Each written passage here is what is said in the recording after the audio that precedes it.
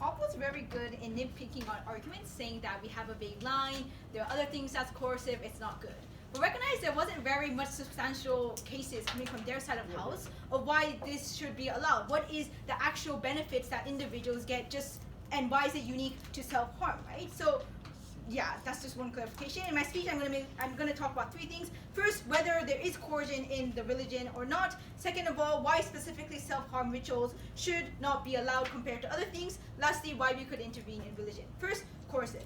So from Prime Minister, we told you about how the hierarchical structure inside religion, and also when it's organized, there is that top-down approach where you think that these rituals are something you need to do within the religion, there's peer pressure and whatnot. What did we hear from opposition? First of all, we heard there's internal mechanism to solve this. Well, first of all, we didn't hear what is internal mechanism. Second of all, we talked about even if the people at the top have incentive to not make these so bad, we talked about how there's competition within the people who want to be more pious and want to be more closer to God. So we think that there's not so much mechanism within this religion to actually stop this from people harming themselves to a bad extent.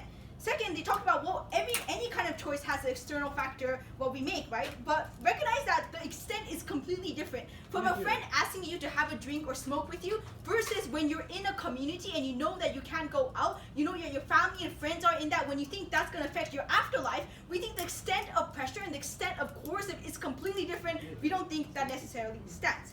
Lastly, what do we hear? We think, well, these individuals can just opt out, right? It's not that bad. But recognize they didn't really have any clear rebuttals of how it's not coercion, which means we think that to some extent it's difficult for people to say no to their peers. If it's difficult to say no, I don't want to bathe in boiling hot water, how could this individual try to leave the community when all their friends and all their ties with the community and their life is within that community? We don't think it's that easy for individuals to opt out. So what I proved here is we proved that how there is a coercive norm inside these organizations or these coercive structures, which even though people don't want to do that kind of specific action, they do it, and it's extremely harmful and permanent, right? Second of all, why is it specifically self-harm is bad, right? What did we hear from all? They talked about how it's important because they could feel close to God.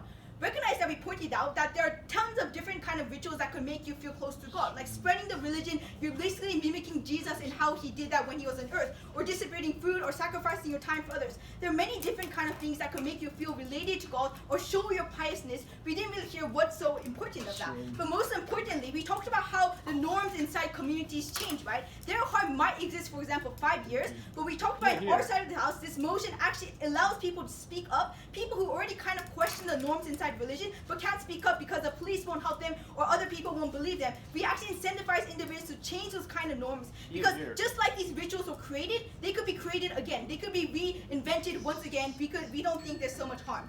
But second of all, they talked about what is the difference of other rituals. We think the other rituals, for example, spend your time and things like, or like your money. We think harm to your physical body is permanent, right? You cannot redo when your organs aren't functioning because you burn yourself really badly, right? We think that kind of permanent is different.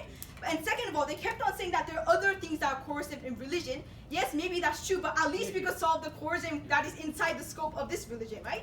Lastly, why it's okay to intervene in religion.